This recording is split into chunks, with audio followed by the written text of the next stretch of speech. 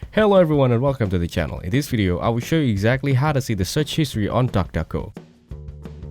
Duckduckgo is designed to prioritize users' privacy, so it doesn't store your search history by default. However, you can still view your search history through your browser or the Duckduckgo app. If you're using Duckduckgo in browser like Chrome or Firefox, you can access your search history through the browser. In Chrome, click the three dots icon in the upper right corner, then select History. In Firefox, click the library icon and choose History.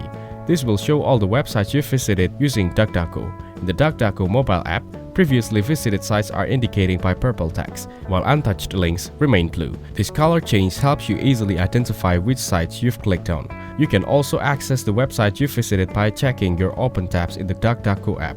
Now, tap the Duckduckgo icon and choose the tab icon in the upper right corner to see any currently open websites. Thank you everyone for watching. Hope you got some value. Make sure to like the video and subscribe to our channel. Leave a comment down below. See you in the next one.